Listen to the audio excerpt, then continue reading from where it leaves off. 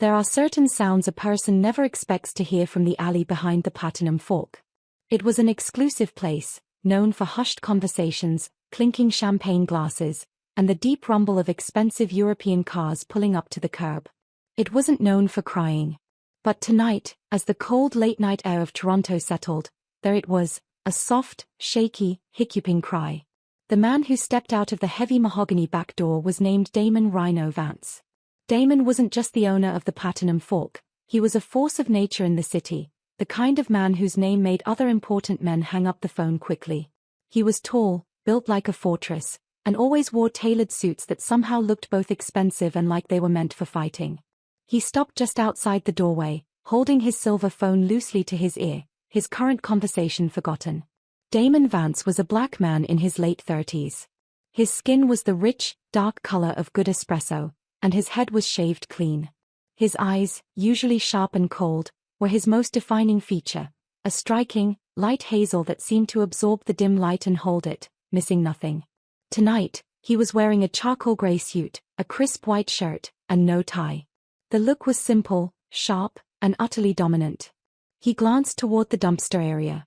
That's where the sound was coming from. He could handle almost anything the city threw at him, police chiefs on his payroll, rivals trying to carve up his territory, or even a sudden market crash. But a crying woman? That usually meant trouble of the messy, unpredictable kind. He hung up the phone without saying goodbye. The person on the other end would understand, and walked slowly toward the sound. Crouched by the back wall, hugging her knees, was Serena. She was one of the newer waitresses at the Platinum Fork, a young woman Damon barely noticed beyond her efficient work.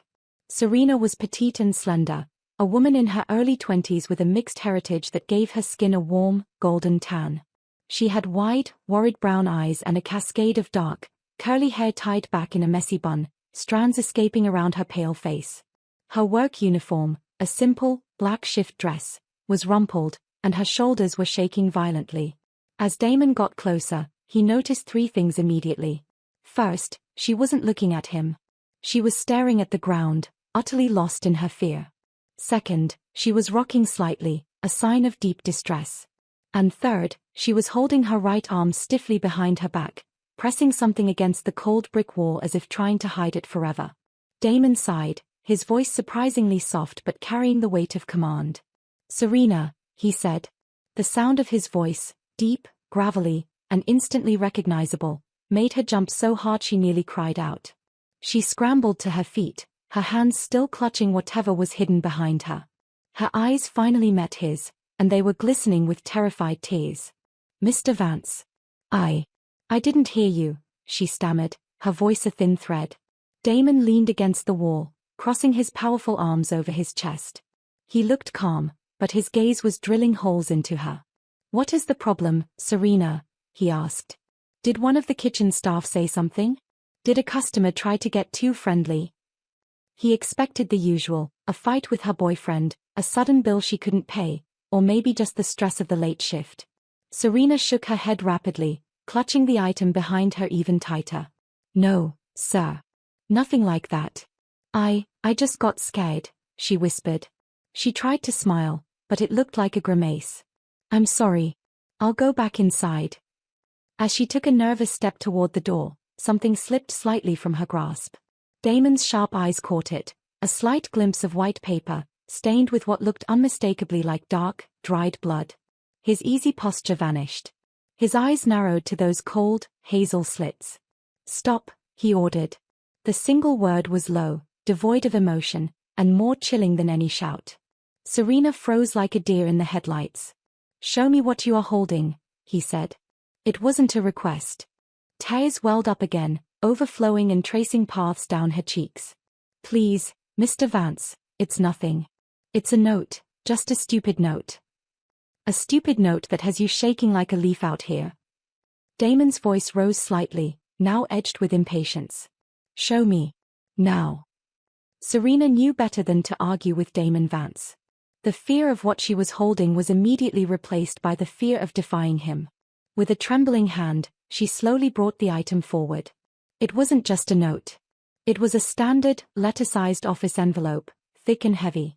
But the pristine white paper was marred. It looked like someone had dipped their thumb in fresh blood and sealed the flap with it, leaving a dark, gruesome smear across the top. Serena held it out, her fingers barely touching the paper. It was in my apron pocket, Mr. Vance, she choked out. Someone slipped it in when I was carrying plates out. I didn't feel anything. I found it in the locker room just now. It has my name on it. Damon took the envelope from her. His large fingers dwarfed the package, but he handled it with unexpected care. He checked the front. Her name, Serena Diaz, was written across the middle in a neat, professional script, utterly untouched by the blood. He turned it over to the bloody seal. He didn't need to struggle with the envelope. The paper was clearly meant to be destroyed, not opened carefully. He ripped the blooded seal open with a swift, decisive tear. Inside, there was a single piece of heavy, folded cardstock. Damon pulled it out, unfolded it, and looked down.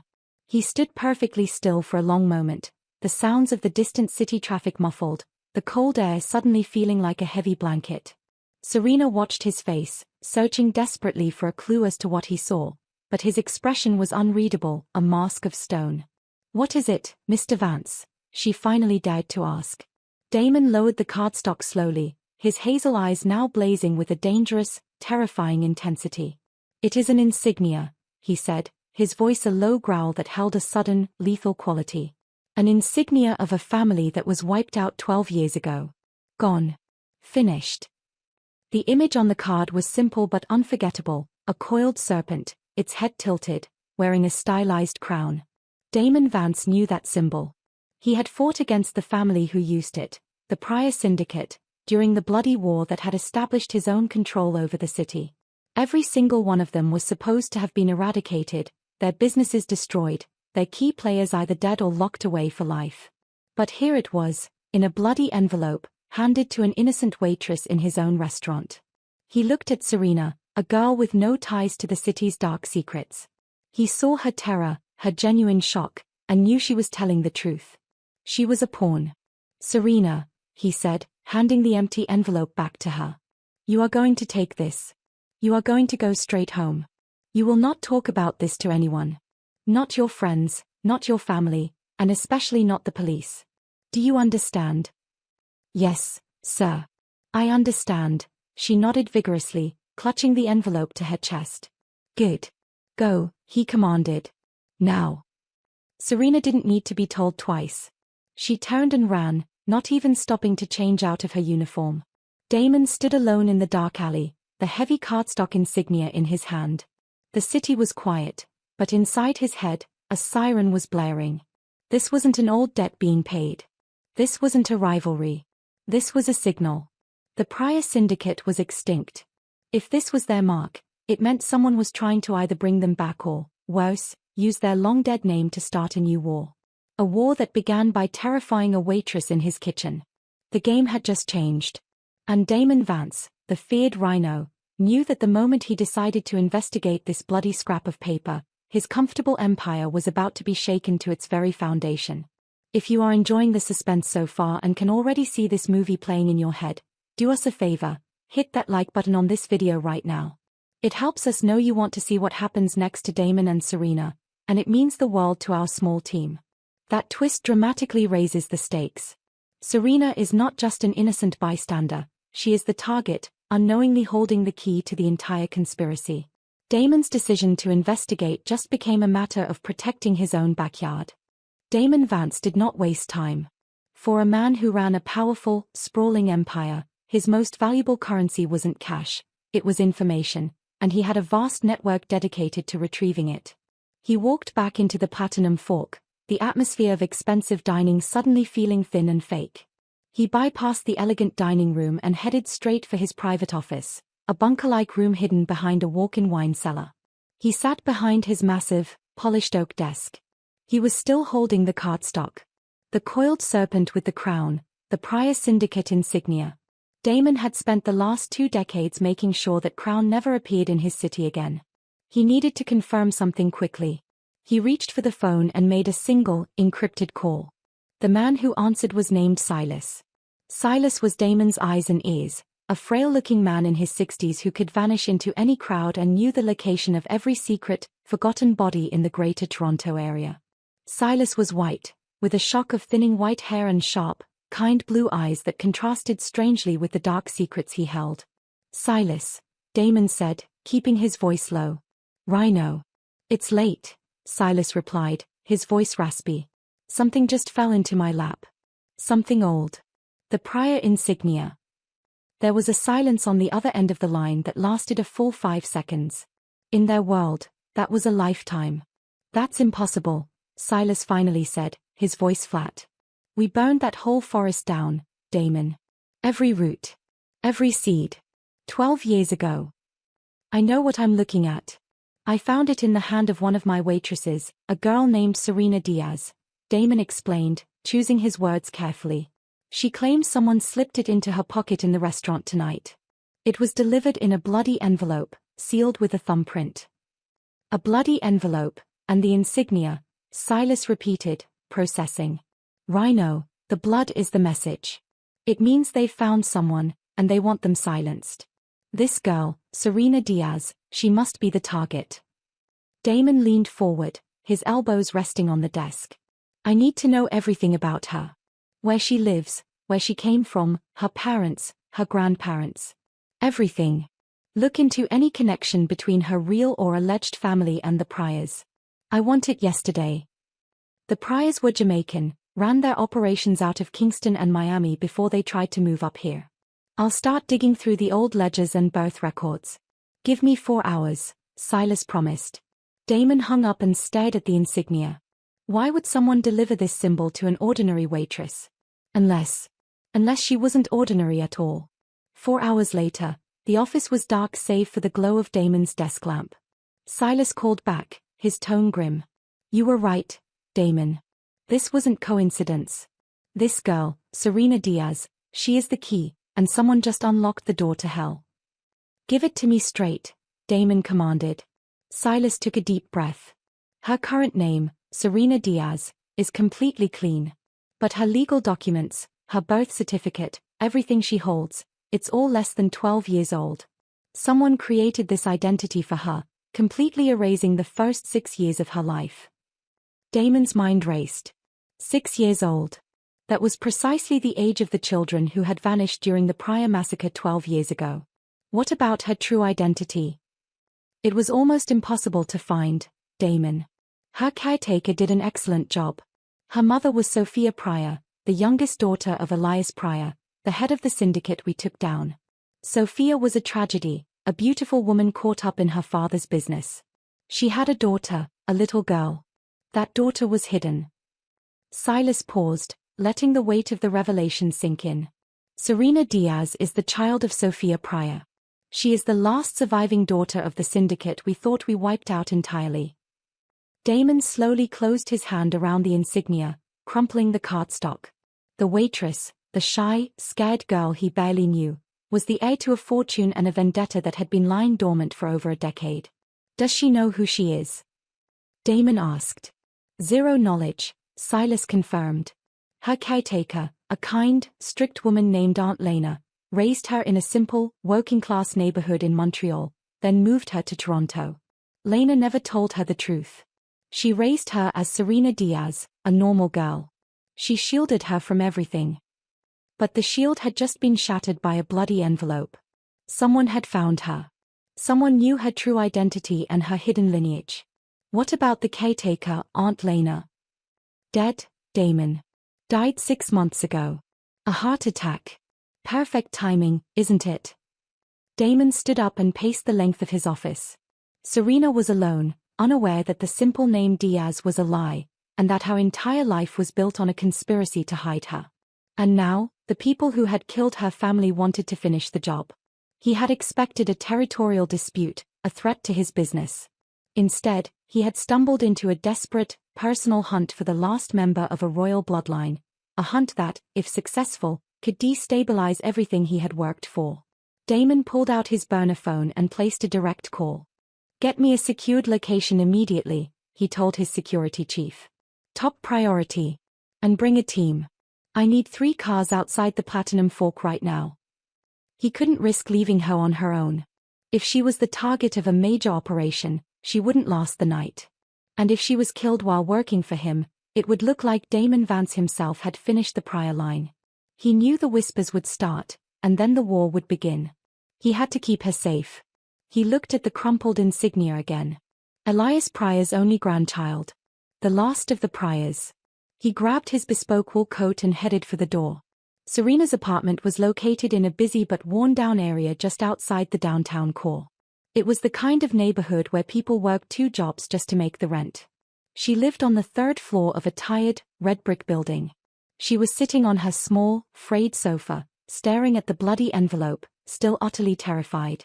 Her apartment was small, but tidy and cozy, filled with cheap but cheerful furniture and framed photos of her and Aunt Lena. She had done exactly what Mr. Vance told her. She came straight home, locked the door, and didn't talk to anyone.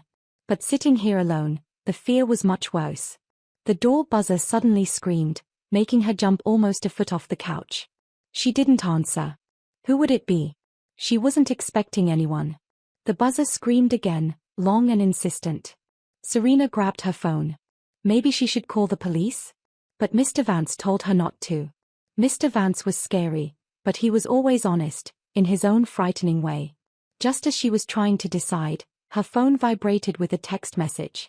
It was from an unknown number. Do not open the door. I am coming up. I am your boss. Open the door only for me. Serena's heart hammered against her ribs. Mr. Vance. She raced to the small window and cautiously pulled the curtain back. 3 large, black SUVs were parked haphazardly down the street, their windows tinted, looking completely out of place in this quiet, working-class street. A minute later, there was a sharp, distinct knock on her door, 2 short, hard raps. She opened the door just enough to see him. Damon Vance was standing there, radiating authority and urgency, flanked by 2 equally large men in black coats. Get your things, Damon said, stepping inside without waiting for permission. His eyes immediately swept the room, checking every corner, every shadow. You are leaving right now. You are not safe here. Serena looked at him, completely overwhelmed. Leaving? Where are we going? Mr. Vance, I don't understand. Damon walked up to her, his sheer size overwhelming the small room. He looked down at the blood-stained envelope still clutched in her hand. Someone knows who you really are, Serena. And they want you dead. Not because you're a waitress, but because of who your mother was. I know who they are, and I am not letting them touch you. He took her by the arm, his grip firm but careful. Forget the note. Forget the Pryors. Right now, your life depends on trusting me. Can you do that? Serena looked into his intense hazel eyes. He was a terrifying man, a criminal lord, but she sensed a wall of certainty and protection around him. Compared to the utter terror of the bloody envelope and the insistent buzzer, following this powerful, dangerous man felt like her only chance at survival. Yes, she whispered, tears threatening to spill again. Yes, I will. And with that single, terrified agreement, Serena Diaz, the last Pryor, stepped out of her quiet, protected life and into the epicenter of a reborn Mafia war. The drive across the city was tense, silent, and felt like it was happening at the speed of sound. Serena was tucked into the back of Damon Vance's car, a black, bulletproof vehicle that seemed to absorb all sound. She was sandwiched between 2 men whose faces were stern, shadowed by their black coats. She couldn't stop shaking. Her mind was a dizzy mess of images: the bloody envelope, the coiled snake on the card, and Mr. Vance's terrifying, blazing eyes. She had left her whole life, her apartment, her few belongings, her photographs of Aunt Lena, behind, all because of a truth she didn't know she carried. The driver, a stocky, quiet man, maneuvered the car through Toronto's empty late-night streets. Damon sat in the passenger seat, his massive frame radiating an impatient energy. He hadn't said a single word since they left her street.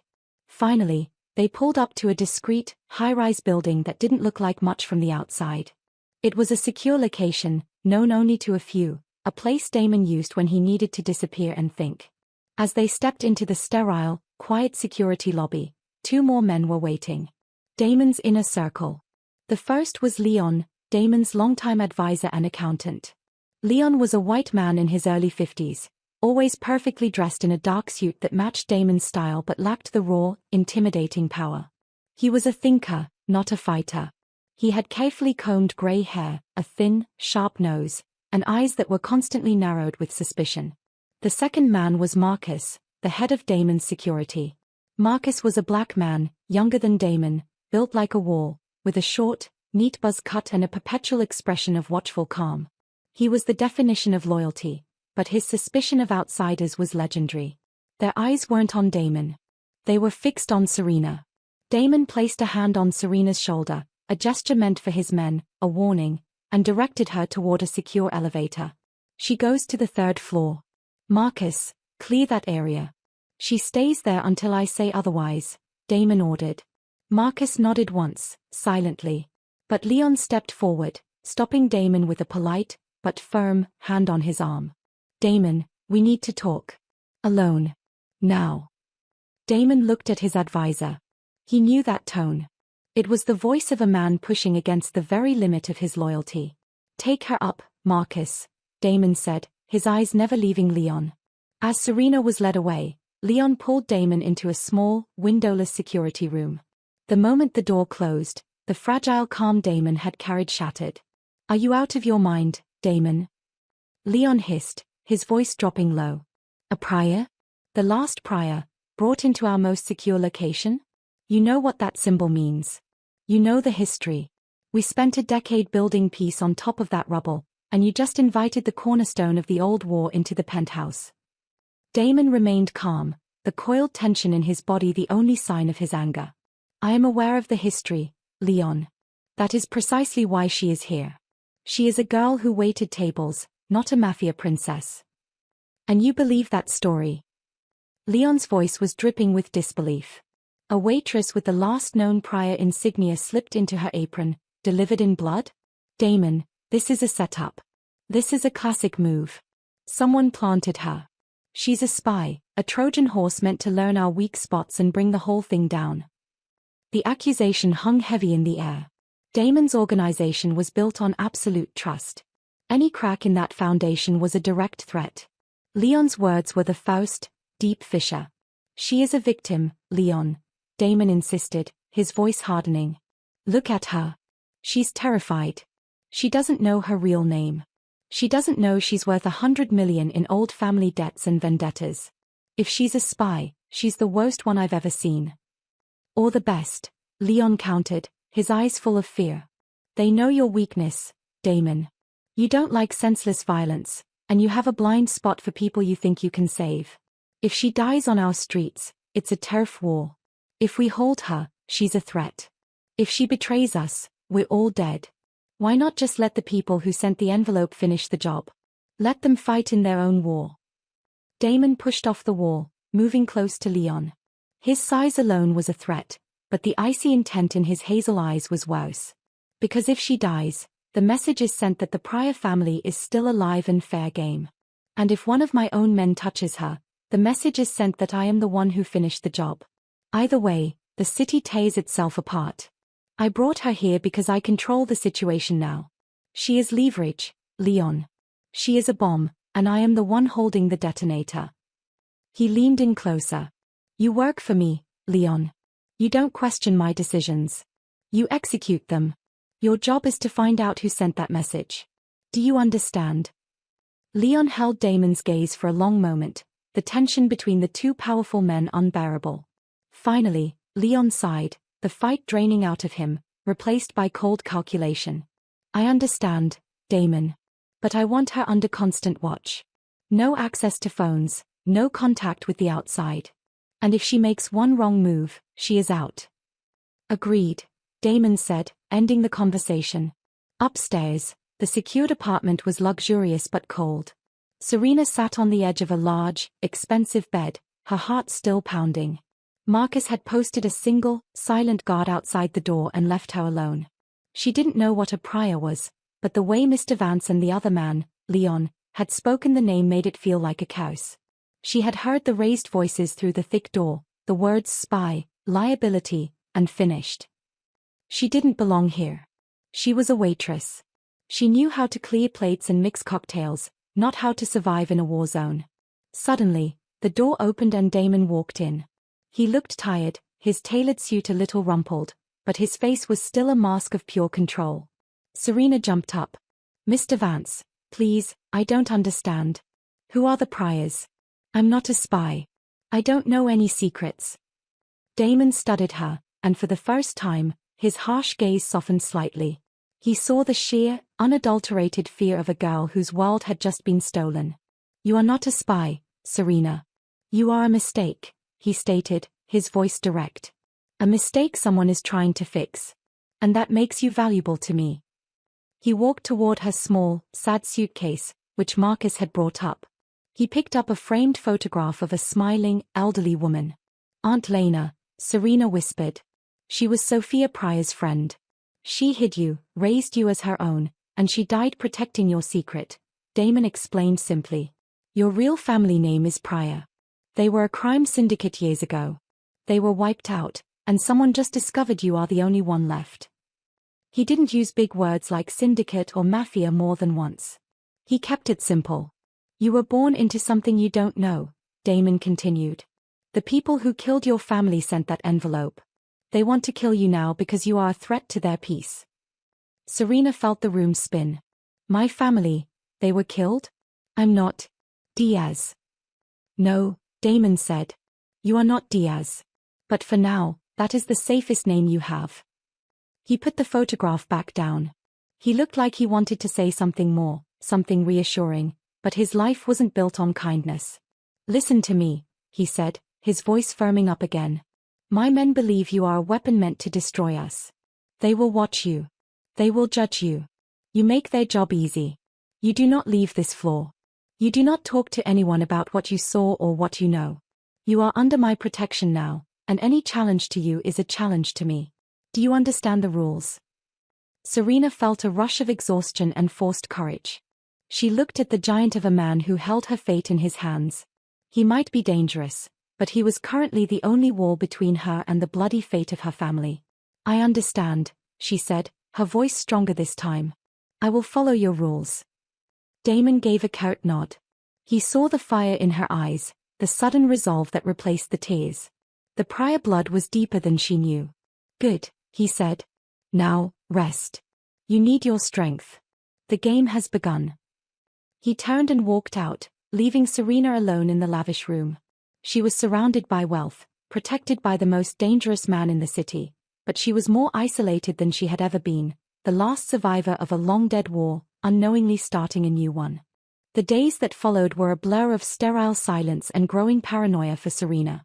The secure apartment felt less like a sanctuary and more like a gilded cage.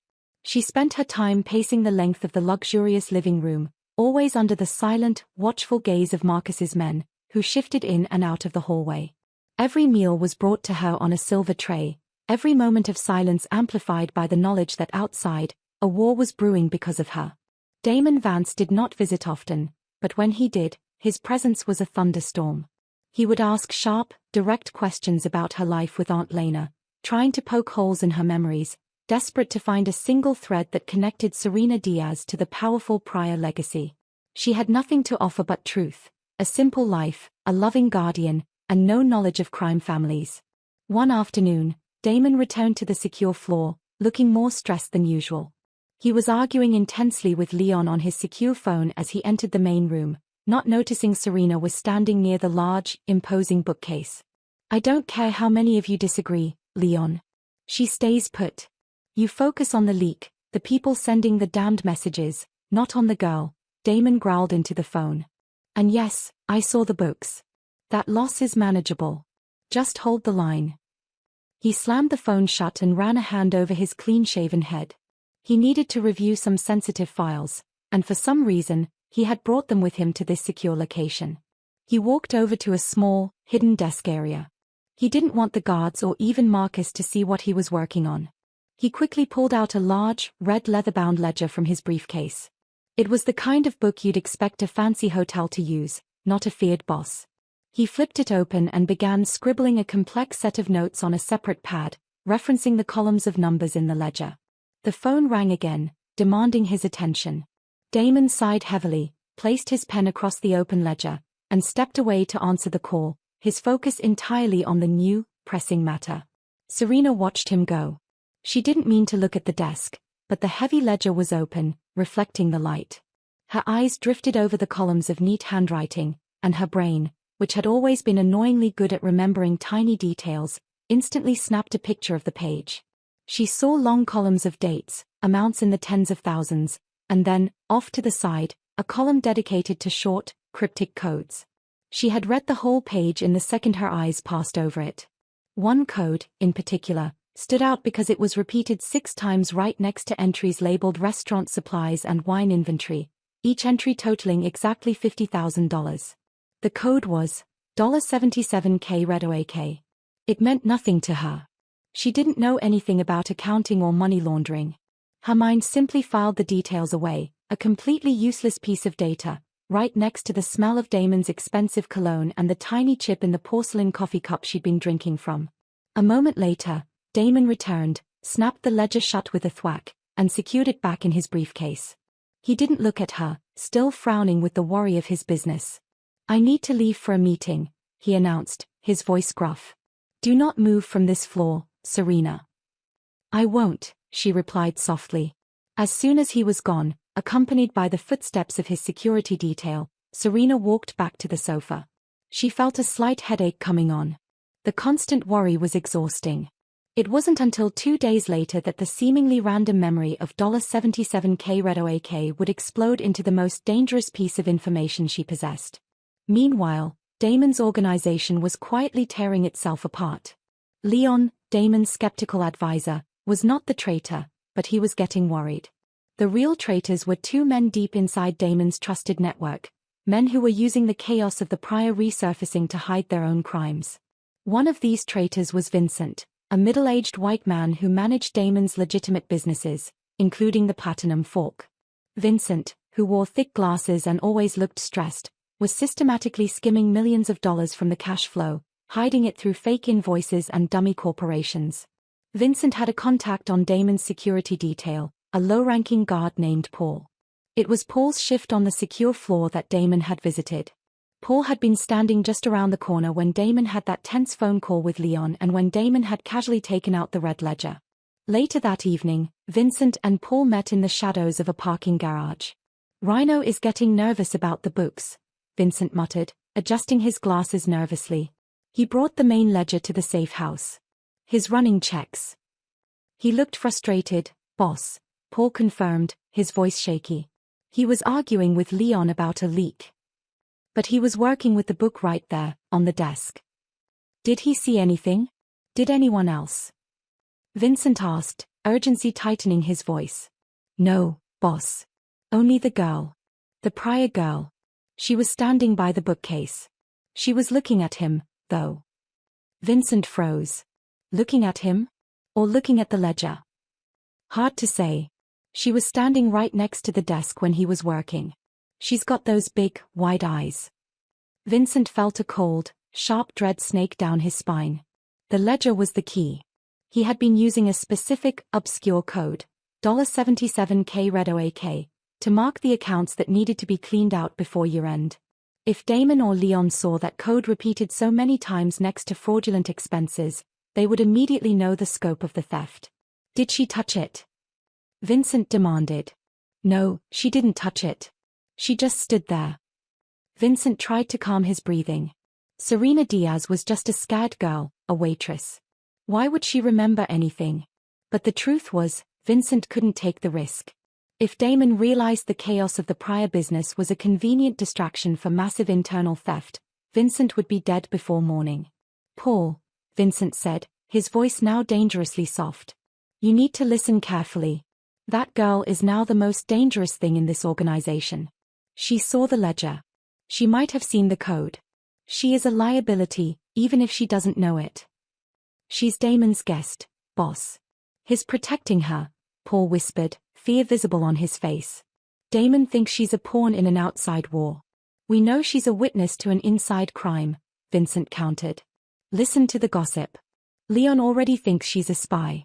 Make the men around her nervous. Drop suggestions. Let them believe she's the leak that's been costing us money. They already hate her because she's prior blood." Vincent tapped his finger against his temple. If she dies in a panic, due to the paranoia Leon is already spreading, Damon will blame the outside enemies. He'll blame the people who sent the envelope. He'll never look inward. He handed Paul a small, heavy packet of cash. It has to look like an accident. Or a nervous, loyal guard taking out a dangerous spy. Get rid of the prior girl, Paul. And you secure our future. Back in the secure room, Serena was trying to distract herself by flipping through the channels on the massive television. Nothing helped. Suddenly, a strange feeling washed over her. Not a feeling, but a memory. She closed her eyes, and the open page of the red ledger flashed in her mind, perfectly clear. The column of codes. The repeated sequence next to the fake supply entries. $77K Red Oak. Why did I remember that? She whispered to herself. It was just a strange code. She started reciting it under her breath, a meaningless mantra. A new guard, a tall, intense man she hadn't seen before, suddenly paused outside her door. He was eating dinner, standing with his back to the wall, but he seemed to hear her faint murmur. He looked nervous, his eyes darting around the hallway. Serena stopped talking immediately, feeling a fresh wave of fear. She was now not only the last daughter of a dead family, but she had seen something she wasn't supposed to see. She didn't understand the code's meaning, but she understood the panic in the eyes of the guard who had just overheard a whisper. Serena realized, with a horrifying clarity, that she was no longer just running from her past, she was now trapped in Damon Vance's present, carrying a secret that could destroy him, and her, before the sun rose. The secured floor was quiet, but the air was thick with mistrust. Damon had been working almost non-stop, trying to track the source of the bloody envelope while simultaneously running background checks on his entire legitimate business operation, trying to figure out where millions of dollars were disappearing. He was tired, frustrated, and running out of time. He needed answers from Serena, and he needed them now. He decided to try a different approach. Instead of the intimidating interrogation in his office, he met her in the secure apartment's living area.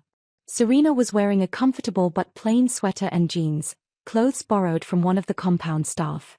She sat stiffly on the sofa, her wide brown eyes full of a weary confusion. She looked like what she was, a normal girl whose life had been violently interrupted. Damon sat across from her in a heavy armchair. He was still wearing one of his expensive, dark suits, and the contrast between their outfits highlighted the immense distance between their two worlds. I need you to think, Serena, Damon said, his voice softer than Leon had ever heard it, but still commanding. I'm not asking you about crime. I'm asking you about memory. About your childhood. She nodded slowly. I'm trying, Mr. Vance. It's just, I was little. Everything before Aunt Lena is hazy. Did your parents, Sophia and Elias Pryor, ever visit? Even once? No. Aunt Lena said they died when I was a baby. Did she ever mention places? Cities? Words that didn't make sense. Serena squeezed her eyes shut, concentrating hard. This was terrifying for her. She didn't want to fail this powerful man who was her only shield. She mentally walked back through her memories, past the image of the red ledger and the code $77K Red Oak she kept trying to forget. There was this one place, Serena said slowly, her voice barely a whisper. Aunt Lena used to talk about the farm. It wasn't a real farm, I think. She said it was where she and my mother used to run away to when they were teenagers. Damon leaned forward immediately. The farm? Where was it? She never said, Serena admitted, frustrated. But she said there was a tree house. And a stone wall. She trailed off, her energy completely spent. The stress of the past week, the terror of the envelope, the sudden uprooting, the hostile faces of the guards, and now this agonizing forced recall, finally became too much for her tired body. Serena's vision tunneled. The room seemed to tilt, and the sharp lines of Damon's expensive suit began to blur. A sudden, dizzying wave of nausea washed over her. I don't feel good, she mumbled, clutching her head. Damon recognized the signs of syncope, fainting, immediately. He didn't know much about medicine, but he knew what fear and exhaustion did to the human body. He quickly rose from his chair. Serena, look at me. Breathe deeply, he commanded, but it was too late. Her eyes rolled back, and she collapsed instantly, falling straight off the sofa and toward the plush carpet. In a swift, almost clumsy reaction, Damon rushed forward. He managed to catch her, his arms wrapping awkwardly around her small frame. He was trying to lower her gently to the floor so her head wouldn't hit anything, but the angle was terrible.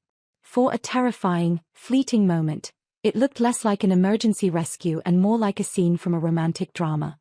Damon, the cold, feared boss, was kneeling on the ground, holding the petite waitress against his massive chest, his head bent over her as he eased her down. "Marcus," he roared instantly. "Get the medical bag. Now." But the damage was already done. One of the security guards stationed just outside the room, a man named Paul, the same one being paid by the traitor Vincent, had been watching the exchange on the hidden internal security feed. Paul wasn't looking at the medical emergency. He was looking at the moment Damon Vance, the Rhino, lost control. He saw the cold mask break, replaced by a flash of genuine, human panic. He saw the awkward, protective embrace. And Paul, following Vincent's instructions perfectly, pulled out his personal phone, aimed it at the monitor, and recorded a shaky, 12-second clip. The guard immediately sent the video to Vincent, who, within minutes, had it distributed anonymously to a dozen key figures in the city's criminal underworld. The video spread like wildfire, a digital virus infecting the city's network of spies, enemies, and rivals. Within an hour, every major player in the Toronto and Montreal organizations had seen the grainy, short clip. The boss has a weakness. The humiliation for Damon Vance was total. Damon had built his empire on the myth of his absolute control and his emotional detachment. He was a force of nature, impersonal, unstoppable. His men were loyal because they believed he was incapable of showing weakness, especially for a woman, and especially for the daughter of a rival, dead family. His whispers began instantly, destroying the narrative of control he had established. His hiding her. His protecting her. She's not leverage, she's a love. Great Rhino has fallen for the enemy's daughter. He is sentimental. He's soft. If he can be distracted by a waitress, he can be defeated. The video did exactly what the traitor Vincent wanted. It completely shifted the focus from the missing millions to the supposed failure of Damon's personal judgment. It provided immediate, public justification for the disloyalty that was already simmering below the surface. Damon was attending a closed-door meeting with his lieutenants when he first heard the news, delivered through his trusted but visibly nervous advisor, Leon. "Damon, you need to see this," Leon said, sliding a burner phone across the table, the grainy video playing on a loop. Damon stared at the clip, himself, the feared crime boss, on his knees, holding the unconscious Serena. The sight was maddening. He hadn't just been caught protecting her, he had been caught caring. His face hardened into a mask of pure fury. "Who leaked this?" Damon demanded, his voice a low, dangerous rumble that silenced the room. His lieutenants, men who had been fiercely loyal, now exchanged nervous glances. One of them, a man named Jerome from the downtown operations, cleared his throat. Jerome was a tall, imposing man, but his loyalty was purely mercenary. "Rhino," Jerome began, using Damon's nickname instead of his formal title. "If you're risking our territory and our reputation for a girl who is clearly bait, we have to talk about who is really leading this operation." The words hung in the air, the first open challenge to Damon's authority in years. The betrayal was no longer a quiet whisper among Leon and the traitors, it was an open declaration. The crack in his empire had just been blown wide open. Damon stood up, towering over the table. He was publicly humiliated, facing a coup led by the fear and distrust his own men felt toward Serena. But this was his element, controlled chaos. He looked at Jerome, then at the other men whose eyes were wavering. "You think I'm weak?" Damon said, his voice deadly quiet. "You think a viral video and a frightened girl can make me lose control of this city? You are fools." He pointed a finger at Jerome. "You just opened your mouth against the man who built the walls that protect your territory. Get out. All of you. And tell the streets that anyone who doubts my control will be the first one I make an example of." The lieutenants scrambled out, but the message was clear, the war had moved indoors. Damon's organization was now split, and the enemy wasn't just the external prior threat, it was the traitors who now had the excuse they needed to move against him. Damon knew he had to find the leak immediately. He needed to find the guard who recorded the video, and he needed to secure Serena, who was now not only a target but also the source of his public shame and internal downfall.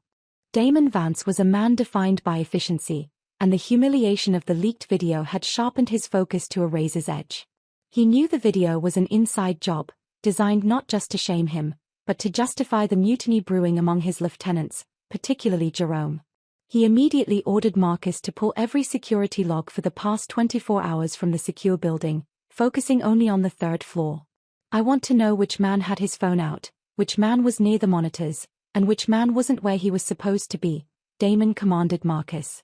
Find the leak, Marcus. Quietly. Marcus, whose loyalty was absolute, understood the severity. If the leak wasn't plugged immediately, Damon's organization would fracture completely.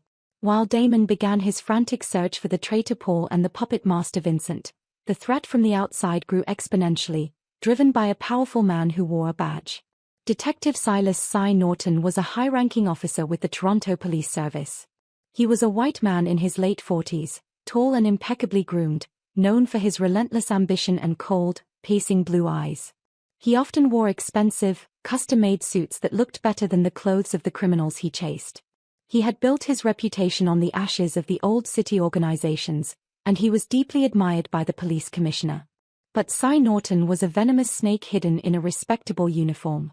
12 years ago, when the prior syndicate was violently wiped out, Cy Norton, then a rising young sergeant, had been one of the first officers on the scene.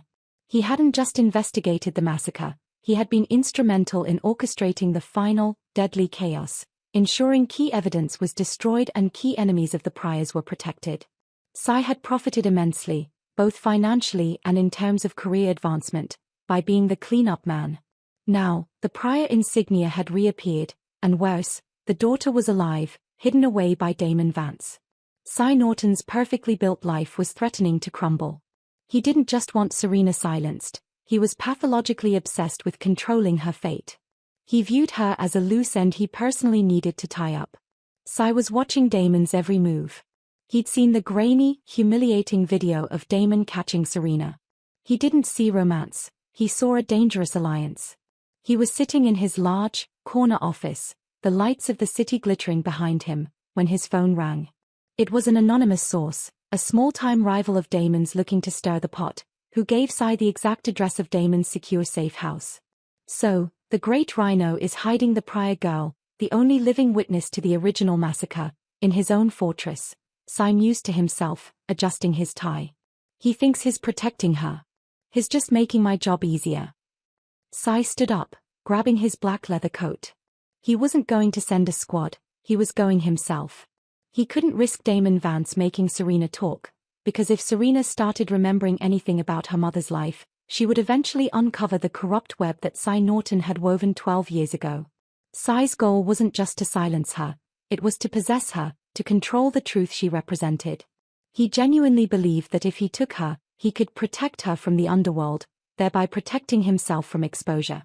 Meanwhile, Damon had tracked the security logs to the guard Paul. The evidence was circumstantial but damning. Paul's movement was irregular during the exact time of Serena's collapse, and his access logs showed he viewed the surveillance feed from a remote terminal moments later. Damon confronted Marcus.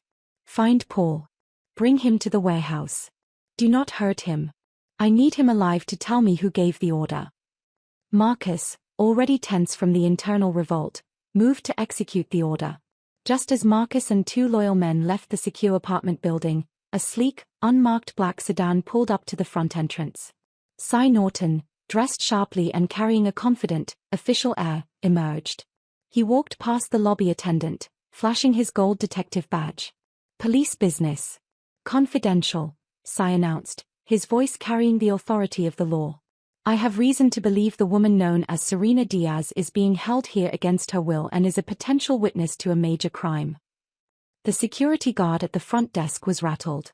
Damon Vance's building was meant to be impenetrable. They dealt with criminals, not high-ranking police brass. Sir, I can't let you up without a warrant, the guard stammered, his hand hovering over the silent alarm button. Warrant? Cy Norton smiled, a cold, humorless expression that didn't reach his eyes. I'm not here on official business, son. I'm here for a consultation with Mr. Vance. We have a mutual problem.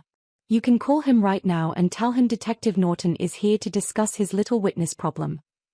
The guard hesitated, then nervously called Damon. Damon was just receiving the initial report on Paul when the call came in. Detective Norton. Damon instantly felt a knot of dread twist in his stomach. The police were usually on his payroll and kept their distance. Cy Norton, however, was notoriously clean, or so the city believed. Send him up, Damon finally ordered, his voice tight. This was a direct, brazen challenge, and Damon knew it couldn't be ignored. He had to play the straight man. A few minutes later, Cy Norton stepped onto the secure floor. He surveyed the luxurious apartment, his eyes lingering on the heavy locks and the obvious security features. He took in the details, the expensive art, the high ceilings, and finally, his gaze landed on Serena, who stood near the window, looking small and frightened. Mr. Vance, Cy said, extending a hand to Damon. His handshake was firm, professional. Silas Norton, TPS Major Crimes. I apologize for the intrusion, but I am very concerned about Ms. Diaz's well-being. Damon returned the handshake, his face a mask of polite aggression. Detective. I assure you, Ms. Diaz is perfectly safe here. She is a former employee who received a highly disturbing threat. I offered her a temporary sanctuary until the situation cools down. A bloody envelope with a notorious, dead syndicate's insignia. Cy raised an eyebrow, his professionalism never wavering. That sounds like a direct threat to public safety, Mr. Vance. It requires police intervention. And frankly, this arrangement, a material witness being held by a man with your reputation, looks like kidnapping. Serena looked from the sleek, smiling detective to the towering, tense crime boss. Both men radiated power, but the detective's cold politeness felt far more threatening than Damon's blunt command. Cy then turned his focus entirely to Serena, his blue eyes locking onto hers with an unsettling intensity. Ms. Diaz, Cy said, his voice dropping to a seductive, empathetic tone. I am here to protect you. The people who sent you that message are dangerous. Mr. Vance is just as dangerous. I want to take you somewhere safe, under police protection. You can tell me everything you know. He took a step toward her. Serena felt a shiver of true terror. Something in his eyes, despite the kind words, felt predatory. She looked at Damon, seeking his permission. Serena is fine here, detective, Damon interjected sharply, stepping between Cy and the girl. She is a witness, not a suspect. And I am her protector. Protector. Cy laughed softly, a dry, humorless sound. We both saw the video, Mr. Vance. This isn't protection. This looks like possession. If she stays here, any harm that comes to her is on you. And I will make sure the city knows that. The implied threat was clear. Damon's public image was already shattered by the video. If Cy Norton took Serena, he would not only rob Damon of his leverage, but also gain full control over the last remaining prior, the key to unlocking a 12-year-old conspiracy that Cy desperately wanted to keep buried. Damon had a choice: risk an all-out confrontation with a highly respected detective right now, or let the snake slip away with the only piece he needed to win. Damon Vance stood stiffly as Detective Cy Norton left the secure floor. Cy's parting shot had been a thin-lipped smile and the promise that he would be filing official paperwork for obstruction of justice by the morning. The meeting had solved nothing, but it had bought Damon a few precious hours. The moment the outer door clicked shut, Damon let out a slow, controlled breath. He turned to Serena, his eyes dark with residual anger. His police. He's dangerous, Damon stated bluntly. And he is not your protector. Serena was shaking again, her earlier fear completely renewed. She stood near the sofa, clutching her arms, looking at the door Cy had just walked through. I know, she whispered, her voice cracking. He was so polite. But he felt colder than anyone. Like he was looking right through me. She finally sank onto the sofa, covering her face with her hands, silent tears beginning to run down her cheeks. Why do they want me? I'm nobody. I just want to go back to serving drinks and paying my rent. Damon watched her, the stone mask of the crime boss beginning to crack under the pressure of his own exhaustion and the intense vulnerability of the girl in front of him. He had spent his whole life avoiding messy, raw emotions. He dealt in strategy, territory, and controlled violence. He didn't deal with broken people. But seeing Serena curled up and weeping, the sounds of her pain muffled by her hands, took Damon back to a place he hadn't allowed himself to visit in 15 years. He walked over and sat carefully on the edge of the large coffee table in front of her. He didn't touch her, but his presence, usually a threat, was now simply solid and heavy. "Stop crying, Serena," he said, not harshly, but with a weary finality. "Crying is weakness here. You need to be strong."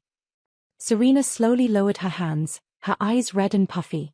"I can't be strong, Mr. Vance. I'm scared. You don't know what it feels like to be so helpless." Damon didn't flinch. He looked at her, truly looked at her, and saw not the daughter of his enemy, but a mirror reflecting his own deepest failure. "Actually, I do," he said, his voice dropping to a gravelly murmur that was utterly devoid of the usual command. "I know exactly what it feels like." He paused, collecting a memory that had been locked away in a cold, dark place. He hadn't shared this with anyone, not Leon, not Marcus, and certainly not his rivals. This was the true origin of the Rhino. 15 years ago, Damon began, his eyes fixed on some distant point on the wall. "I had a cousin. Keisha. She was barely 19. Smart. Finishing university. She was the one good thing my family had. She worked 2 jobs to pay her tuition." He stopped, taking a slow, deep breath. "One of those jobs was waitressing. Just like you. She worked at a little coffee shop down on Queen Street." Serena watched him, mesmerized. This was the first time she had seen the man, not the monster. "One night," Damon continued, his voice tight with controlled pain, "she finished late. She was walking to her bus stop. She was passing through a small, dark alley near the shop. Some low-life thugs were trying to shake her down for her tips. She fought back." Damon finally looked at Serena. His hazel eyes were clouded with ancient grief. "I found her hours later," he said simply. "In that alley. Shaking. Terrified. She was hurt, but she was alive. She was hiding something, a necklace her grandmother had given her, clutched behind her back." He gestured to Serena. "When I saw you in that alley, Serena, behind the platinum fork, shaking, terrified, clutching that envelope behind your back, you were her. You were Keisha. I took Keisha to the hospital, but it was too late. The trauma, it broke her. She never recovered. She couldn't leave her house. She couldn't sleep. She dropped out of school. And 3 months later, she took her own life." A profound silence filled the room. Serena felt a fresh wave of empathy wash over her, eclipsing her own fear. "I couldn't protect her," Damon finished, his voice raw. "I was too busy building this organization, trying to protect the family, and I missed the one person who needed me most. I missed the trauma right in front of my face." He looked her straight in the eye. "That's why you are here, Serena. This isn't just about leverage or controlling the war. This is about Keisha. You are not going to break because of something that happened in my alley. I swore I would never let that kind of quiet horror happen on my watch again." Serena understood now. His protective instinct was a deep, personal scar. The initial reaction of the feared Mafia boss hadn't been cold calculation. It had been a primal trigger, an attempt to redeem a 15-year-old failure. "I am sorry about Keisha," Serena whispered, tears flowing freely, but this time, they were tears of connection, not fear. "Aunt Lena always told me, the world judges you based on your strength, but it's okay to be broken if you are honest about it." Damon nodded, absorbing her simple wisdom. "I need you to be honest with me, Serena. You didn't just faint from stress yesterday. You saw something on my ledger, didn't you? Something that made you worry?" Serena hesitated for a moment. Then, driven by the new, fragile trust, she made a terrifying admission. "Yes," she confessed. "When you left the desk. My memory is good. Too good. I saw the numbers. And I saw a code. It was next to restaurant supplies. I kept saying it to myself like a chant."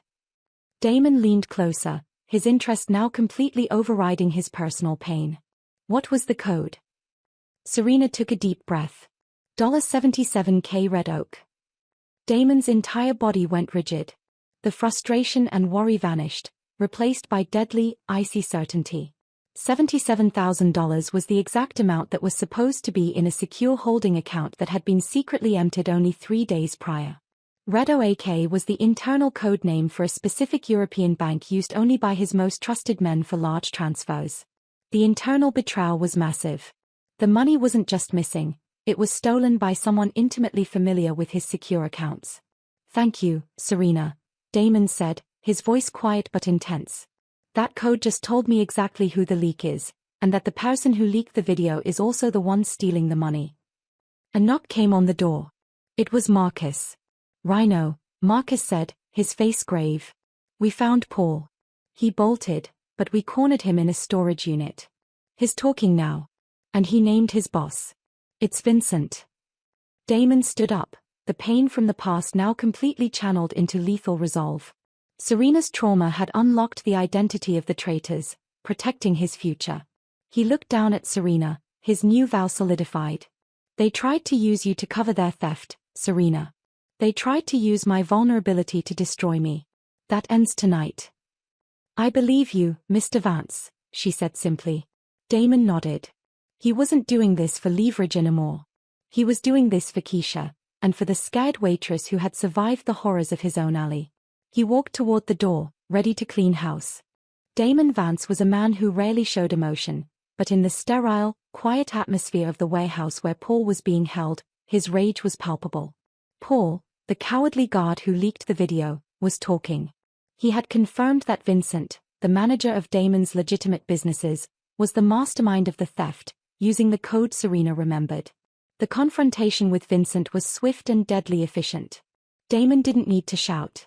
He simply laid out the evidence: the code $77K REDOAK, the timing of the theft, and Paul's frantic confession. Vincent, the middle-aged man with the thick glasses, crumbled instantly. He confessed that he had used the chaos of the prior resurfacing as a smokescreen, hoping Damon would be too distracted by the external war to audit his books. "I only hired Paul to keep an eye on things, Damon. I didn't mean for the video to leak and cause this, I just needed time." Vincent pleaded, sweat dripping down his temples.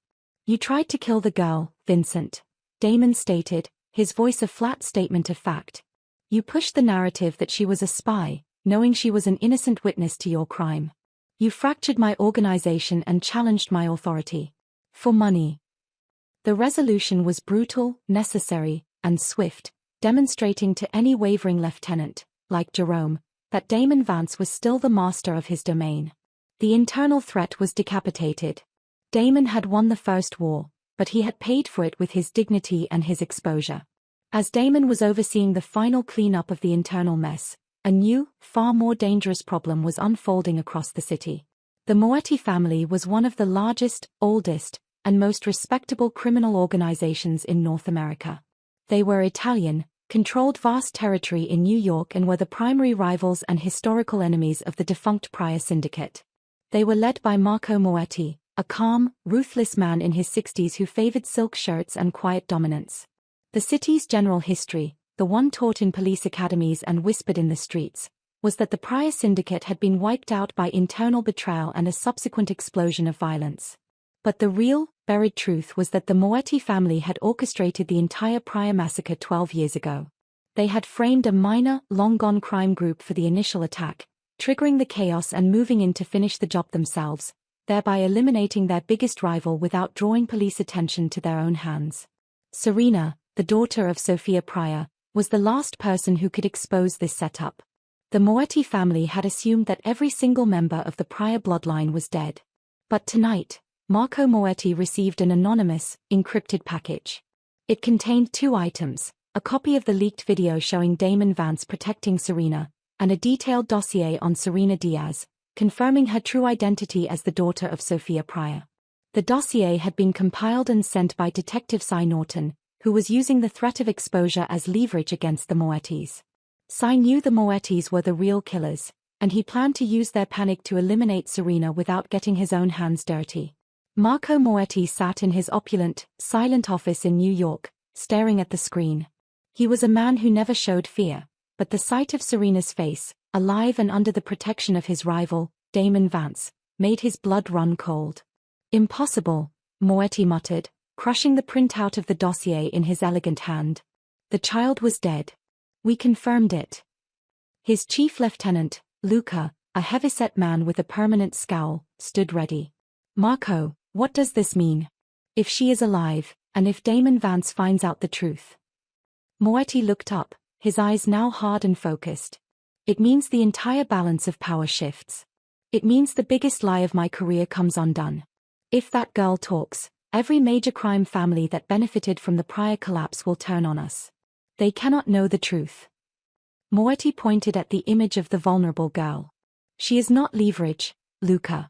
She is a ticking clock. Damon Vance thinks he's hiding a girl with a grudge. We know she's hiding a historical truth that will bring down the Moetti family. Do we go to war with Vance? Luca asked, readying himself for the inevitable. No. Not yet, Moetti decided, leaning back in his chair. A war is loud. It draws attention. Damon Vance is already weakened by that ridiculous video and the internal fighting. He will be watching the front door. Luca, you and your best men will slip into Toronto. You will not engage Vance or his men. You will move like ghosts. Moetti looked at his lieutenant, his expression deadly. Find the girl. She must be silenced before she remembers one single thing about her mother's past or the events of that night. Make it look like a tragic accident. And bring me proof it is done. The external war had officially begun, driven by the desperation to bury a historical crime. Back in the Toronto safe house, Damon was exhausted but triumphant. He was talking to Serena, explaining the fallout of her crucial information. The code you remembered, Serena, was everything, Damon explained, sitting next to her on the sofa. Vincent and Paul are gone. The organization is stable again. You saved me from a massive internal collapse. Serena looked at him, her eyes wide with a mixture of disbelief and pride. I helped you. More than you know, Damon affirmed. He was seeing her differently now. Not as a liability, not as leverage, but as a person with unexpected strength and loyalty. But what about the prior insignia? Serena asked, the original source of her terror. Who sent that envelope? If it wasn't Vincent. Damon sighed. Vincent confirmed that the prior message came from an outside source. It was delivered right when he needed a distraction. We believe it was sent by someone who knew you were alive, someone who wanted to start trouble between the old prior enemies. He reached out and gently put his hand over hers, a genuine, protective gesture. He was no longer worried about the optics, he was worried about her safety. The internal threat is gone, Damon told her. But the people who sent that insignia are still out there, Serena. And now that I've been humiliated publicly, every major player knows you are the key to my stability. They will come for you. Just then, Damon's secure phone buzzed. It was Silas, his information man, his voice tight with alarm. Rhino, I have a red alert, Silas reported. 3 flights landed an hour ago from New York. Undocumented, high-level travel. Discreet. It's the Moetti family. Marco Moetti's top security detail. They are in Toronto. Damon tensed. The Moettis. The most powerful, untouchable family. They never came to Toronto unless the threat was existential. Why the Moettis, Silas? They had no beef with the priors, Damon questioned. Silas hesitated. Rhino, the information I'm getting now, from years ago, it's messy. The Moettis may not have just been rivals to the priors. They may have been the ones who engineered the whole thing. If Serena is alive, she exposes the largest frame job in the last 20 years. The Moettis need her dead, Damon. More than anyone. Damon looked at Serena, then back at the phone, his hazel eyes narrowing to lethal slits. He was no longer fighting a small, regional war over territory. He was in a full-scale confrontation with the most powerful crime family on the coast, all to protect the one person who carried the secret that could destroy them all. The Moettis want her dead because she threatens their entire history, Damon concluded. Marcus. Double the perimeter. We are going into lockdown. Damon put down the phone and looked at Serena, a silent vow of protection passing between them. The trauma of the alley was now matched by the terrifying reality of the new, global threat. The fight had escalated to the highest possible level. The news that the Moetti family was in Toronto, the powerful, historical enemies of the priors, changed the atmosphere in Damon's safe house from a tense shelter to a fortified bunker. Damon Vance was calm, but his eyes were constantly calculating.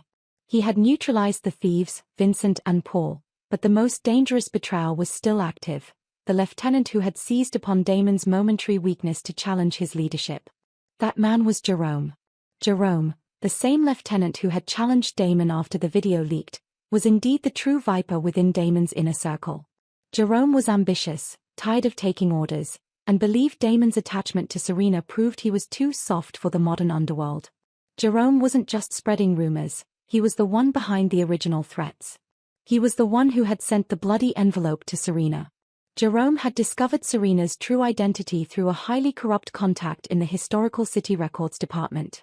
He had sent the envelope to bait Damon into protecting her, knowing two things. First, that Damon had a weakness for protecting the innocent, due to his trauma with Keisha.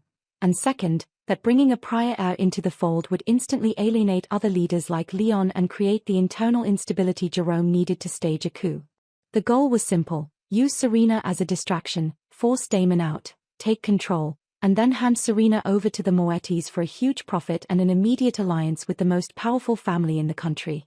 Damon knew something was wrong. After confirming the Moetti presence, he had ordered his top lieutenants to secure key strategic points across the city. All except Jerome reported back immediately.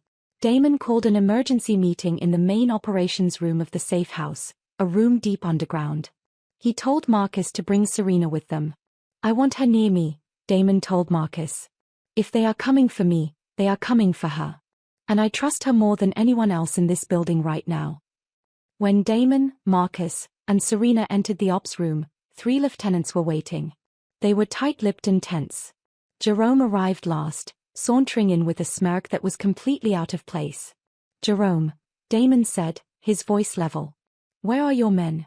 Why didn't you report your troop movements?" Jerome leaned against the door frame, his hands tucked into his pockets. He was a tall, imposing man, but his arrogance tonight made him look monstrous. "My men are where they need to be, Damon," Jerome replied, not using Damon's nickname or his title. "Securing our future." The atmosphere shattered. The other 2 lieutenants looked from Jerome to Damon, realizing they were walking into a loyalty trap. "Your future, Jerome? Or the organization's?" Damon's hazel eyes were ice cold. He knew this was the moment. Jerome smiled, and it was a horrifying thing to see. The organization's future is no longer tied to a man who gets sentimental over a dead rival's daughter. You let that girl in, Damon. The prior girl. You risked everything for a lie. You let a piece of trash history ruin the stability we built. He gestured contemptuously toward Serena. "She is a spy, a distraction, and she is dead weight. You should have cut her loose the moment she arrived." Serena, standing just behind Damon and Marcus, gasped softly. The man who had caused her initial terror, the man who sent the bloody envelope, was standing right there. "You sent the envelope," Damon realized, not as a question, but as a statement of fact. "You tried to provoke me into an emotional response to create this instability." "I gave you rope to hang yourself," Jerome corrected, his voice rising in confidence. "You're weak, Damon. The video proved it. The Moettis are here because of her, and you can't fight them and hold this city at the same time." "I can." Jerome straightened up, pulling his hands from his pockets. In each hand, he held a sleek, black silenced pistol. Several security guards who had been standing near the exits also moved, locking the doors and aiming their weapons at Marcus and the 2 confused lieutenants. The coup was active. "This is a vote of no confidence, Damon," Jerome declared, his voice ringing with triumph. "The organization is taking a new direction. You will step down, leave the city, and the girl will be handed over to the Moettis. It's profitable, and it brings stability." The 2 other lieutenants, caught completely off guard, instantly dropped to their knees, trying to signal their neutrality in the near coup. Damon stood his ground, a perfect picture of calm authority, despite the guns aimed at his chest. Marcus, standing next to him, was like a statue, ready to move but waiting for the boss's command. "You think you can lead us, Jerome?" Damon said, his tone mocking. "You were stealing from us while I was building this empire. You sent a terrified girl a message sealed with blood just to make a quick power play. You're a coward, Jerome. Not a leader. Jerome's eyes narrowed, his triumph flickering into fury. I'm taking control. The girl dies now, and you die right after. He took a step forward, raising one of the silenced guns and aiming it directly at Serena's head. This is what real leadership looks like, Damon. No sentiment, just business. But Jerome had made one fatal mistake. He had focused entirely on Damon and Serena, forgetting the presence of the quiet man who served Damon without question. The moment Jerome raised his weapon, Marcus exploded into action. Marcus was a master of close-quarters defense. In one blurred, lightning-fast motion, Marcus shoved Damon and Serena backward, drawing his own weapon, and fired. The silenced shots from both sides echoed strangely in the underground room. Damon grabbed Serena, pulling her behind a large metal console. Chaos erupted. Jerome and his loyal guards opened fire, but Marcus, now joined by Damon, returned fire with focused, lethal precision. Damon moved with a speed and ferocity that shocked even Serena. He wasn't just a boss, he was a trained, deadly fighter. Damon and Marcus used the console as cover, taking down Jerome's men quickly and efficiently. The two loyal lieutenants, scrambling on the floor, suddenly found their courage and began to fight back against the traitors. Jerome, realizing his coup was dissolving into a bloodbath, screamed and turned to run for the door. He's getting away. Serena cried out, gripping Damon's arm. Damon didn't hesitate. He emerged from behind the console, raising his pistol, and fired 2 precise shots. Jerome fell heavily against the metal door, the coup silenced instantly. Damon quickly checked the room. 3 of Jerome's men were down. Jerome was dead. The remaining 2 traitors were quickly disarmed and secured by the loyal lieutenants, now desperate to prove their allegiance. The entire organization, already weakened by the video and the Moetti threat, had just survived a violent, bloody near coup. Damon stood among the fallout, breathing heavily. He was physically fine, but the cost of the betrayal was immense. He walked over to Serena, who was still trembling behind the console. He knelt down to meet her eye level. "It's over," he said, his voice still ragged. "The snake is out." He helped her stand up.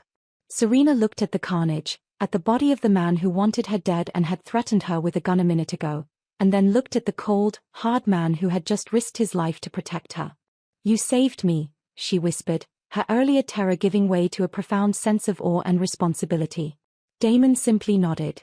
He knew the fight had only just begun. The internal threat was gone, but the external threat, the Moettis, driven by the need to hide a historical massacre, was still out there, and now they knew exactly where Serena was. After the bloody confrontation with Jerome, the safe house was on high alert, but strangely quiet. Damon had successfully quelled the near coup and eliminated the traitor, but the victory felt hollow. Now, the most significant threat, the Moetti family, was officially in Toronto, lurking like predators in the darkness. Damon had immediately put Marcus in charge of triple-checking the perimeter and preparing for a potential siege. He then returned to Serena. The danger was escalating, and he needed her to remain hidden. Serena was still processing the violence she had witnessed. She was scared, but the sight of Damon fighting to protect her had replaced her initial terror with a strange, fierce loyalty. She believed in him now. She believed he was protecting her out of a sense of duty for his lost cousin, Keisha. But that belief was about to be obliterated. Damon had been careless. When confronting Jerome, he had left his most important, heavily encrypted briefcase open in the ops room. Marcus brought the case back to the secured apartment for Damon. Serena was sitting on the sofa, trying to compose herself, when Marcus walked in and placed the briefcase on the coffee table. He was retrieving a first aid kit when the side pocket of the briefcase snagged on the table's edge. A small, folded piece of thick, glossy photo paper slipped out unnoticed, landing silently on the plush rug near Serena's feet. Serena picked it up, expecting it to be some sort of business contact card. But it was an old photograph, slightly faded, creased down the middle. She unfolded it, and the blood drained from her face. It was an image taken years ago, perhaps a decade or more. The setting looked like a lavish, sunlit dinner. In the center, smiling broadly, was a man Serena instantly recognized from Aunt Lena's few blurry photos. Elias Pryor, her late father. He was dressed in a pristine white suit, and he was shaking hands with a younger version of a man she knew intimately. He was shaking hands with Damon Vance. Damon, perhaps in his mid-20s, looked slightly heavier but wore the same cold intensity in his hazel eyes. He was wearing a dark suit, contrasting sharply with her father's white one. The smile on Elias Pryor's face was genuine and friendly. Damon's expression, however, was strained, almost guilty. He looked like a man being forced to pose for a picture he desperately didn't want taken. Serena felt a cold wave of betrayal crash over her. This wasn't just a picture, it was a lie, a history Damon had erased. She stood up slowly, the photograph shaking in her hand, and turned to face Damon, who was checking his weapons on the nearby table. "What is this, Mr. Vance?" she asked, her voice dangerously quiet, completely stripped of fear, filled only with heartbroken accusation. Damon turned, saw the photograph, and his carefully constructed composure shattered. His eyes widened slightly in pure shock, a look Serena had never seen on his face before. He hadn't seen the photo in years. He thought it had been destroyed. "Where did you get that?" Damon demanded, moving quickly toward her, attempting to take the photograph. Serena backed away, clutching the photo to her chest. "Don't touch it. Don't touch me. You knew him. You knew my father. You were friends with the man whose family you said was wiped out." She waved the photo in the air. "You didn't find me crying in an alley by accident. You found the daughter of a man you already knew. Why did you hide this? Why did you lie to me? What secret are you protecting?" Damon stopped. He knew there was no covering this up. The damage was done, and his carefully constructed narrative of the protective, detached boss had just crumbled. "We were not friends, Serena," Damon said, his voice dropping to a somber, grave tone. "Your father and I were not friends. We were allies." He slowly walked to the edge of the sofa and sat down, resignation settling heavily on his massive shoulders. Elias Pryor was not just a powerful man, he was a smart one, Damon began, looking up at her, forcing her to see the agonizing truth in his eyes. "When I was starting out, challenging the old power structures, Elias gave me capital. He gave me territory. He saw a future where we could work side by side, controlling the city." "So you were partners," Serena whispered, the word tasting like ash in her mouth. "I tried to be," Damon admitted, running a tired hand over his face. "But Elias was a violent man, Serena. He was unpredictable. He was cruel. And when he demanded I take part in a particular operation, one that involved targeting innocent people, I refused." Damon sighed, the weight of the past crushing him. "That picture was taken at a dinner meant to celebrate our formal alliance. I was already planning to break away. That look on my face, the one you think looks guilty? It is. I was guilty of planning to cut him out completely." Serena looked at the photo, then at Damon, trying to reconcile the protective man of before with the calculating man in the picture. "But why did you tell me you wiped them out?" she asked, her voice trembling. "Why did you act like you knew nothing about the Pryors, only the insignia?" Damon stood up again, moving toward the window, looking out at the cold city night. "Because I am involved in their destruction, Serena. Just not the way you think." He turned back, the truth flooding out of him, a confession of his darkest secrets. "When I broke the alliance, I created a massive vacuum. Elias Pryor had too many enemies. When the Moetti family attacked, the family that's here right now, the ones who really did the framing, they came for the Pryors. I had the power to stop it, Serena. I had the men. But I didn't."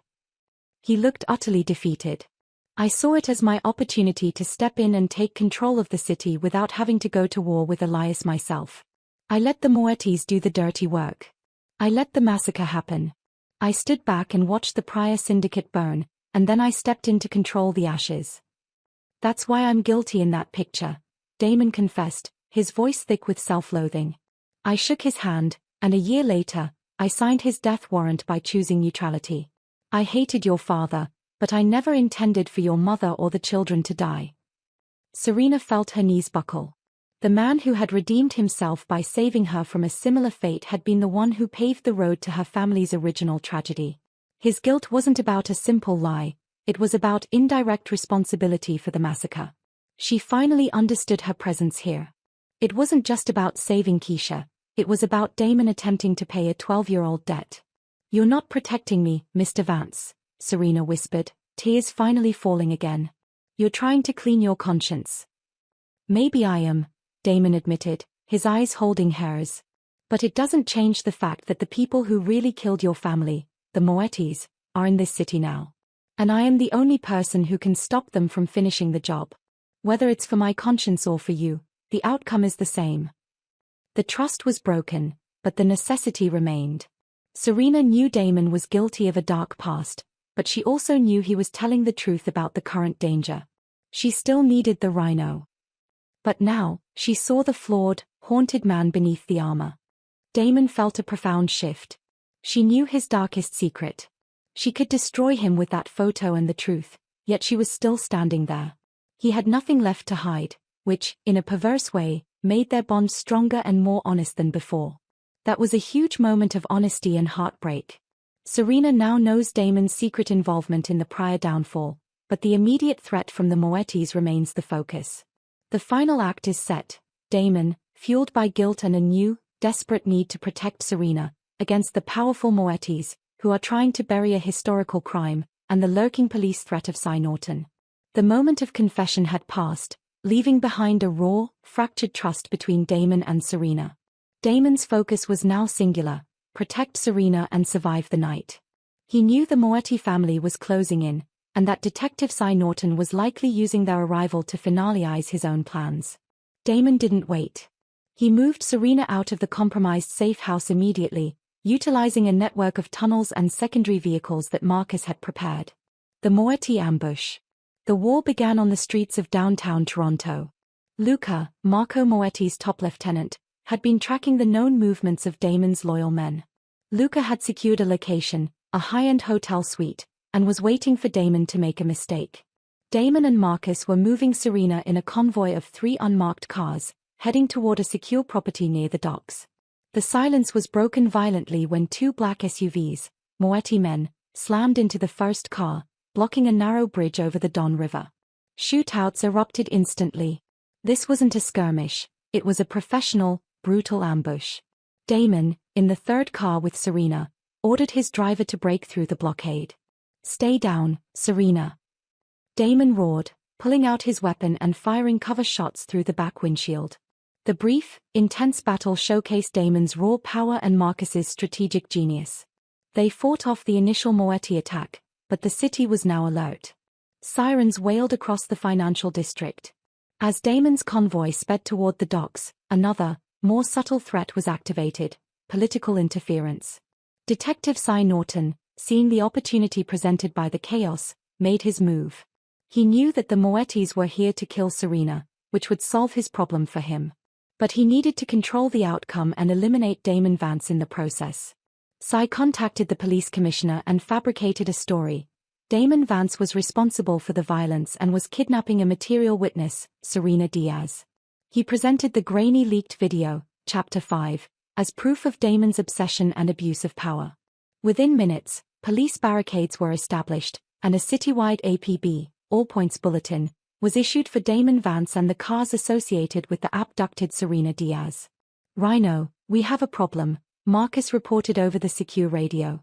"The police are closing in. They're calling it a kidnapping. Cy Norton is framing you." Damon cursed under his breath. The dirty cop wasn't just chasing them, he was changing the narrative, turning Damon into the public enemy. The legal system was now weaponized against them. Serena's courage and the revelation. They arrived at the docks, a maze of cold, dark warehouses. Damon pulled Serena out of the car and rushed her into a massive, empty warehouse that served as an emergency hideout. Serena was no longer just the terrified waitress. She had seen the raw violence of the coup and the sheer desperation of the Moettis. She clutched the photograph of Damon and her father in her pocket. "Damon," Serena said, using his first name for the first time, her voice firm despite the rattling gunshots outside. "If Cy Norton and the Moettis are both coming for me, there has to be something more. What if the police were involved in the original massacre, too? That's what Cy wants to hide." Her words hit Damon like a physical blow. He had only considered the Moettis and his own guilt. But Cy Norton's relentless, almost desperate pursuit made sense now. Cy was too clean, too powerful to just be a minor corrupt cop.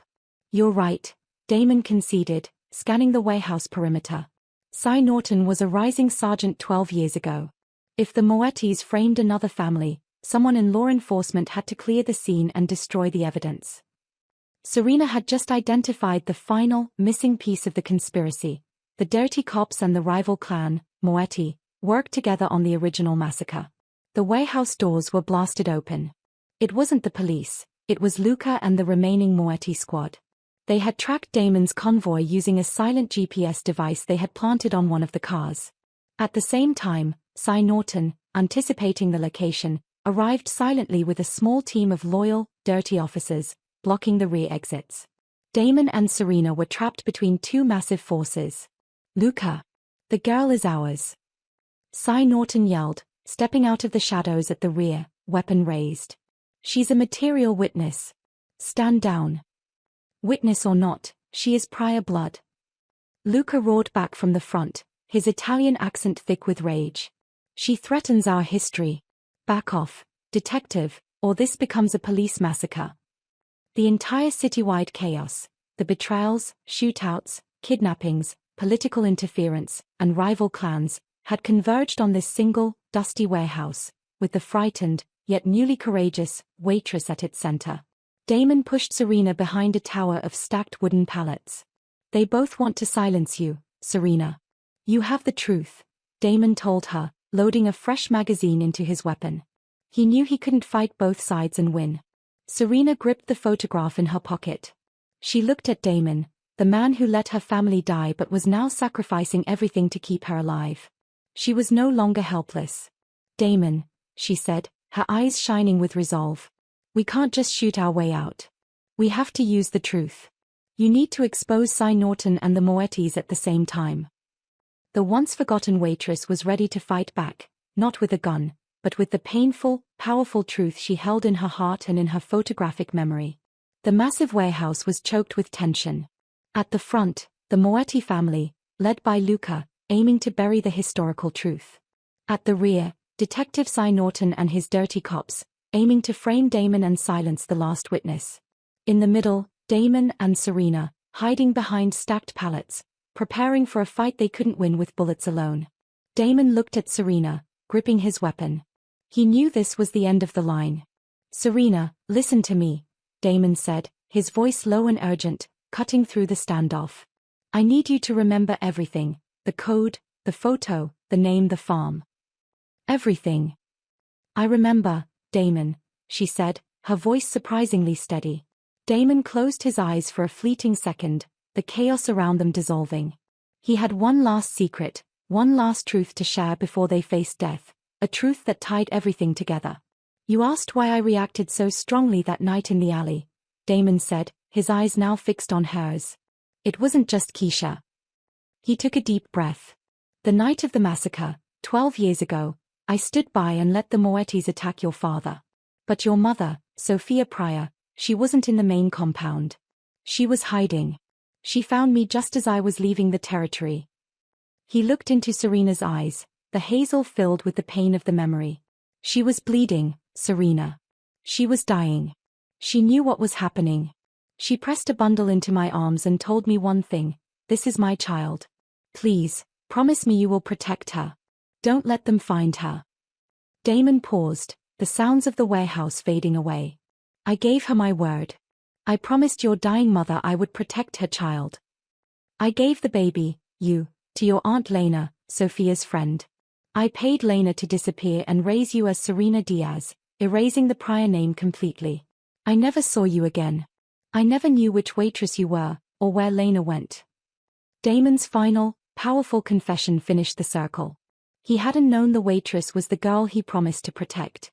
He had been triggered by the sight of her helplessness, Keisha's trauma, and then horrified to find out she was the promised daughter he had failed to follow up on, whose life he was meant to shield. The guilt, Serena, Damon whispered. It was never just standing by. It was breaking a dying mother's promise. Serena felt her heart explode. The fear, the anger, and the heartbreak melted into a wave of profound, overwhelming emotional clarity. Damon Vance was not her enemy, he was her reluctant guardian, haunted by a sacred vow he thought he had broken. the exposure and the city shaken. This emotional clarity gave Serena the courage she needed. She suddenly stood up from behind the pallets, stepping into the open where both Luca's and Cy Norton's men could see her. "Stop!" Serena screamed, her voice echoing through the massive warehouse, momentarily silencing the guns. She was trembling, but her voice was clear and commanding. She held up the photograph, the evidence of Damon and her father's alliance, in one hand, and with the other, she pointed directly at Detective Cy Norton. "Detective Norton!" Serena shouted. "You were paid by the Moetti family to frame the massacre on another organization. You destroyed the evidence 12 years ago, and now you want to kill me because I am the last witness." She pointed to the Moettis. "And you, Luca. You came here because you were afraid of the truth I carry. The truth about the code $77K Red AK, which shows you are still laundering money with dirty police right here in Toronto." The accusation hung in the air. Luca roared in fury, but Cy Norton froze. The reference to the obscure, secret code $77K Red AK and the direct accusation of framing the massacre were too specific to be dismissed as a lie. The chaos of the moment was interrupted by the sound of external sirens, real police, massive reinforcements arriving. Damon, realizing Serena's strategy, had given Marcus one final instruction: leak the entire situation and the names to a friendly source in the media and the one honest captain he knew in major crimes. The warehouse was now surrounded by honest police, drawn in by the overwhelming sound of the shootout and the sudden influx of evidence provided by Marcus. Justice, hope, and love. The sudden arrival of honest backup shattered the balance of the standoff. Luca and his Moetti men, realizing they were surrounded by the law and that their biggest secret was exposed, immediately turned their focus on escaping, melting away into the docks, their mission a failure. Detective Cy Norton, however, was caught. Damon stepped out of the shadows, his expression cold and focused. "You're done, Cy," Damon said, looking at the disgraced detective. "Serena has the truth, and I have the proof. You tried to bury a massacre for 12 years, and you just started a war on a promise." Cy Norton was overwhelmed and disarmed by the incoming honest officers. The exposure of his historical corruption and his current murderous pursuit of Serena would shake the entire city's political structure, leading to mass arrests and the collapse of the dirty cops network. The city's power structure was shaken to its core. In the aftermath, Damon Vance, though a criminal, was hailed as the man who stopped a terrorist attack by a powerful foreign organization, the Moettis, and exposed the corruption of one of the city's highest-ranking police officers, Cy Norton. He became a complex hero, redeemed by his vow. Weeks later, the dust settled. Damon wasn't arrested, but his empire was now publicly scrutinized. He had exposed corruption, but he was still the boss. Serena was finally safe. She was sitting in a sunny, quiet new apartment that Damon had set up for her in Montreal, far from the war zone. She had started auditing the recovered money from the internal traitors, using her photographic memory to track the funds and rebuild her life. She was no longer a waitress, she was the survivor who brought down a conspiracy. Damon stood in the doorway, wearing a simple leather jacket, not a suit. "I found it," Damon said, a rare, genuine smile touching his lips. "The farm. The place Aunt Lena talked about. It's a small property near the coast, under a hidden trust. It belongs to you, Serena." He had kept his promise to Sophia Pryor, not just by protecting her daughter, but by restoring her legacy. Serena walked up to him, the fear completely gone from her eyes, replaced by strength and affection. She looked at the man who was once a monster, then a guardian, and finally, a man redeemed by love and duty. "You risked everything for me, Damon," she said softly. Damon looked at her, his hazel eyes finally clear of guilt. "I kept my promise, Serena. I saved the promised daughter." He hadn't been able to save Keisha, but by risking his life for Serena, he had saved himself. He had found redemption, not in avoiding crime, but in choosing the right kind of fight. Serena reached out and touched his hand, the hand that had held a gun and held her in the alley.